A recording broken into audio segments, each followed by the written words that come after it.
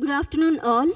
Welcome to Parallel Session 6. Let me introduce the first speaker of today's session, Mr. Krishna Kalyan Dixit. He is the head of the Department of English at Yashwant College of Arts and Commerce. He also works as freelance teacher trainer and has 15 years of teaching experience at territory level. His areas of interest include teacher motivation and CPD. Today he is going to present his paper on Understanding Continuing Professional Development, a Self-Study. Let's invite him. Thanks. Good afternoon, friends. After the wonderful opportunity for physical development, otherwise called lunch, let's talk a little bit about professional development. The presentation I'm going to make here is more in the nature of a story than a scholarly statement.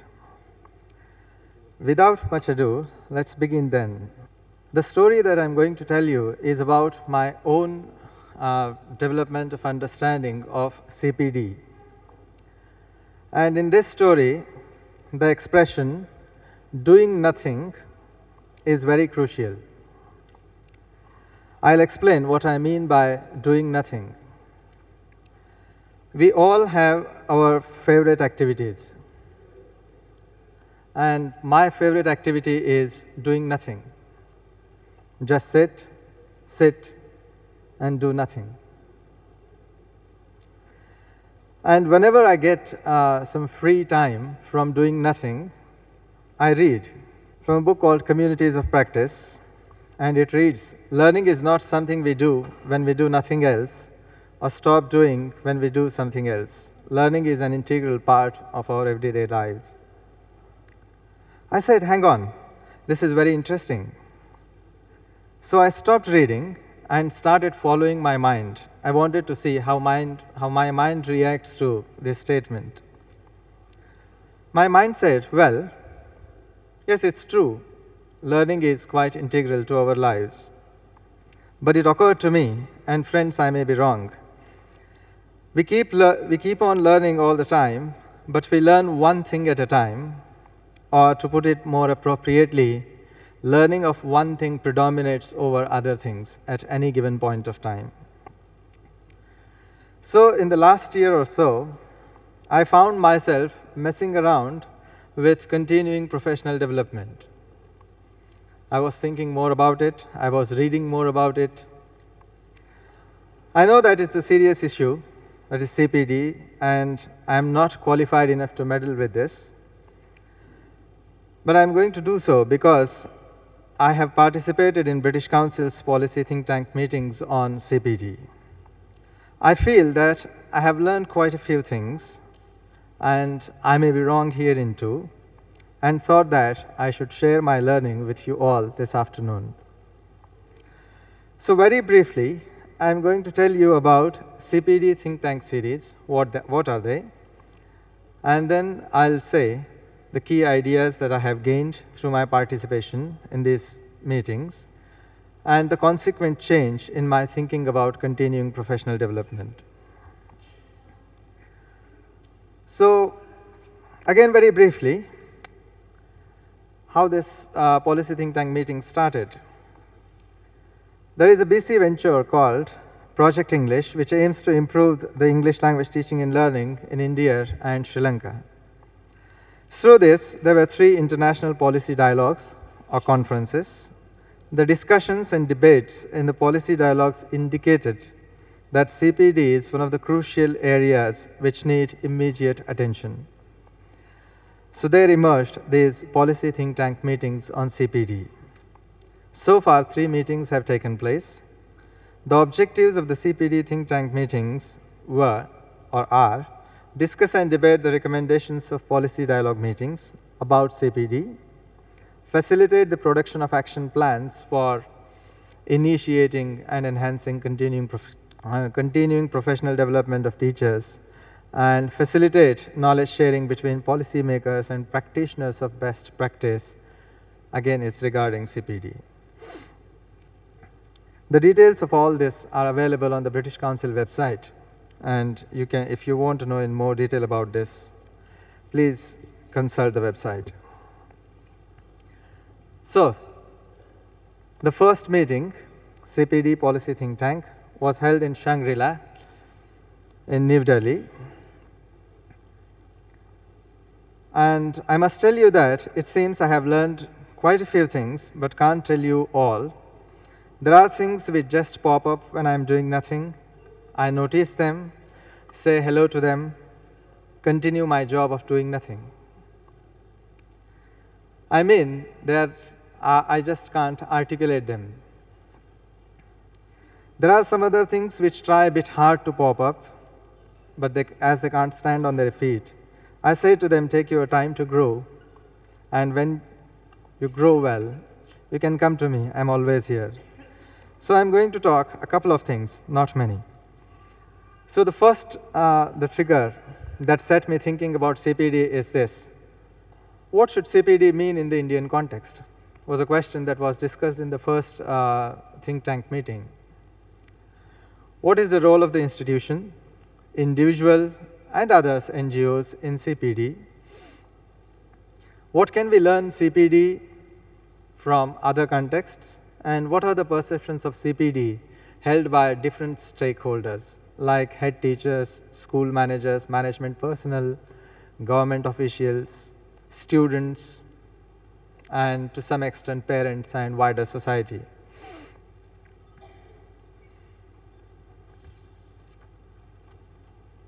The learning outcome was, I'm telling you my reaction, how I felt then, and after that meeting for a couple of months. I found this question a bit crazy. I thought, what else can CPD mean in the Indian context other than CPD? What else can it mean? There are so many models of CPD. There is much literature available. There are so many programs. The only simple task is we have to select one and just do it. But as the discussions went on in the policy think tank meeting, and as my thinking developed, I found that, yes, this is a crucial issue for several reasons, and I have listed 3 here. One is English language teacher education in India. The second is the official vision of CPD, which we all can find in the document of NCTE, National Council for Teacher Education. And the third one is my personal experience of English teachers clubs in my region. English teacher education in India is either largely absent or inadequate. Whatever teacher education we have is general teacher education.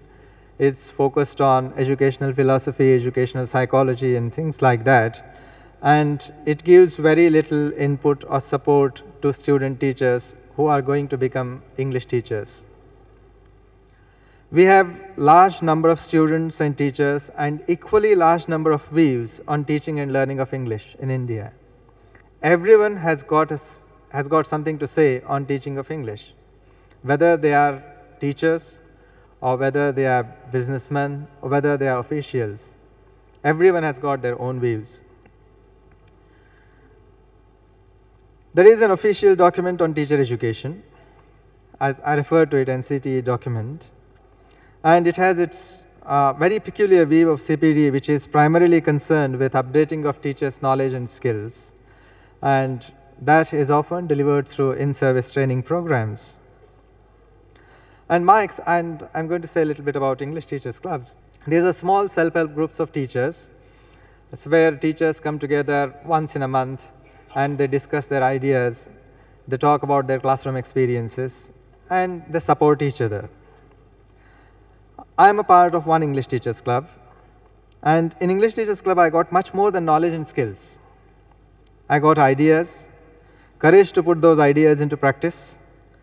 I got support from my colleagues, incentives and recognition, and more importantly, in those clubs, I got a space where I can be myself and do whatever I like. And I have told you my favorite activity, doing nothing. So I thought that it's quite logical to have our own vision of CPD. And our own vision, by this I mean a sort of definition of CPD which is suitable to Indian context.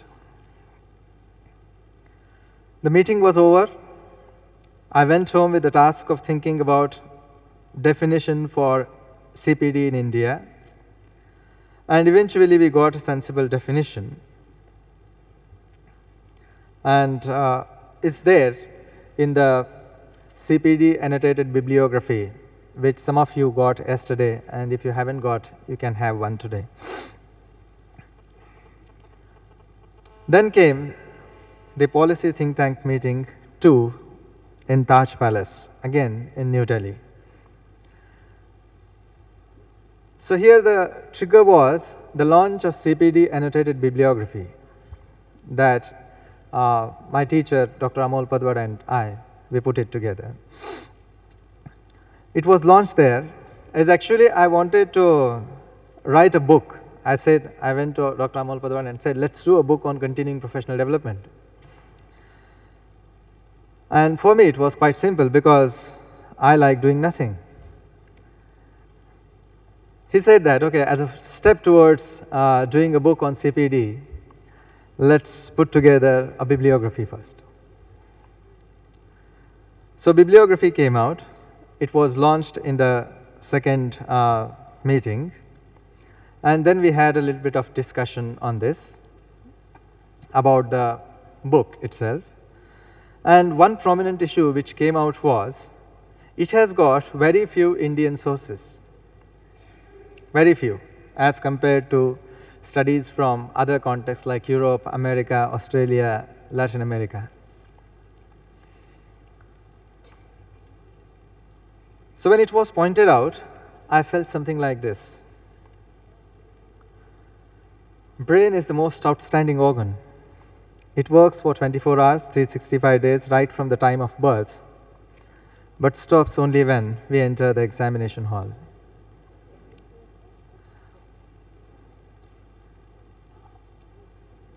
I couldn't think of any response.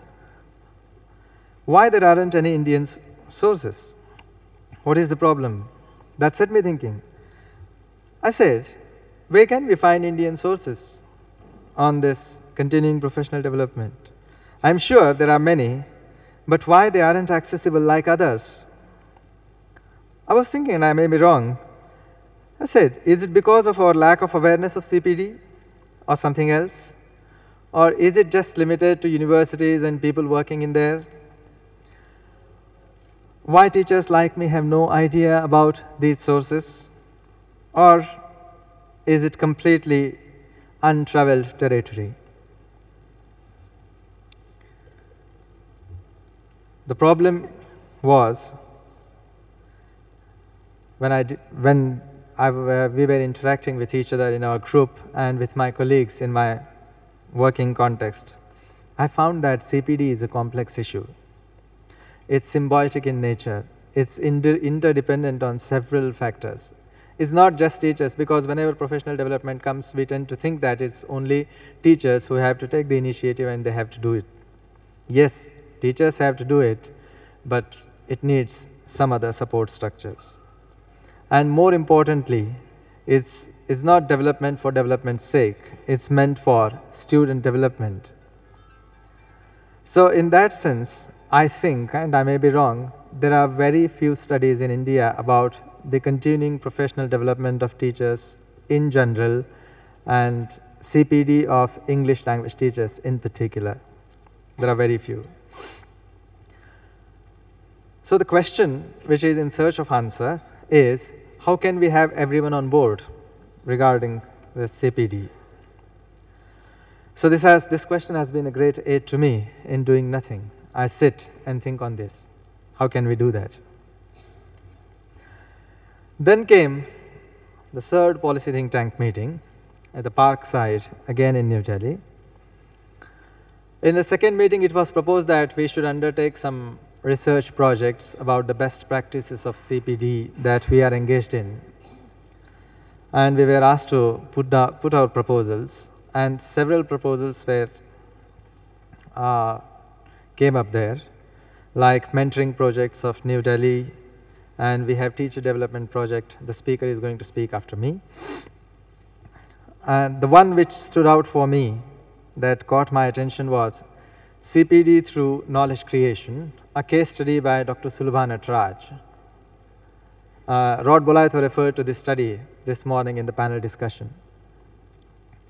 I like this study for several reasons, because it's a study about leadership, institutional as well as individual.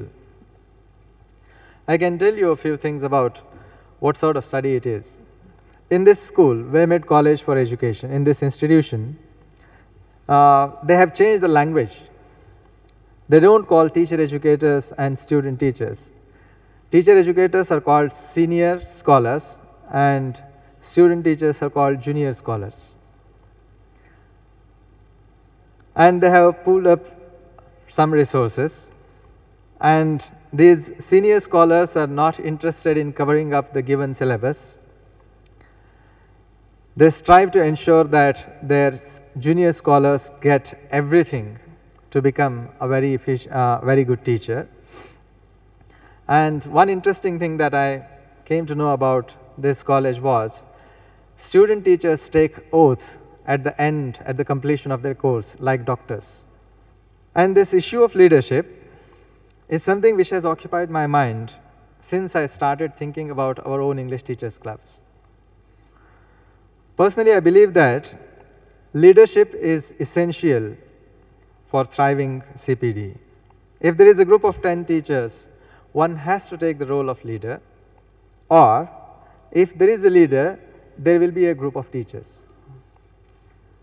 I don't know which of these is better. What I'm sure of is we need some leader. I feel that teachers tend to follow someone for a while, and this following the leader is an important process. This is an empowering experience for the teachers. This following empowers them to take their own paths at later stage. It helps them to run on their own steam. So because of this centrality of the issue of leadership, I like this study. So because of these three meetings, Shangri-La, Taj Palace and Parkside, my understanding of CPD informs me that CPD, basically as it's related to learning and change, needs a thoughtful planning. Earlier I used to think that let's borrow some model and put it into practice without passing time and wasting our energy and things like that. But because of these meetings, it came to my mind, and it's actually I realized that it needs a very thoughtful planning. And now I think that it's about having a vision of future now and present. It's realizing future. Let's say how we want to see ourselves and our students after 25 years from now. So when I try to make sense of what I have learned and to put it in a sensible way, I found that, and see again, I may be wrong in this, the way I have put it. CPD needs to be addressed at least at 3 levels. At the personal level, it involves knowledge and skills, and it also involves transfer of values, attitudes and beliefs. At the personal level, at the teacher's level. At the institutional level, it's about building a culture conducive to vision of future. In concrete terms, it means, for me, making available resources, time, money, support structures and things like that for the teachers to work on their own CPD. And CPD is related to leadership, and we need leadership at the institutional level as well as individual level, like Waymed College for Education. And at the macro level, at the state level, we need a very strong policy. The policy at the moment we have, it confuses between in-service education and CPD. So what we need is a strong policy support. So dear friends, you may all be wondering what is new in this. Certainly there is something new. Earlier I believed that CPD means scholarship. What we need is some experts who will sit together. They will list problems teachers face in their teaching lives. and they will find locations to make interventions, and they will offer solutions. Teachers will apply those solutions, and one day there will be classrooms in our country problem proof. There aren't any problems. Everybody is doing well. It's actually, consciously, I hate this sort of expert culture, but I was shocked and disappointed to find that unconsciously I was also advocating the same sort of notion. But because of my participation in these policy think tank meetings, it's no longer so. And I wish that my understanding should further grow. And they say that the more you water it, the more it grows. But looking at the present, I hope you all can see me. There are very few chances of any growth. But as Rod Bolato said this morning, growth is something that happens. We can't control it. But certainly, I continue watering. So, thank you very much. I take your leave. Thank you.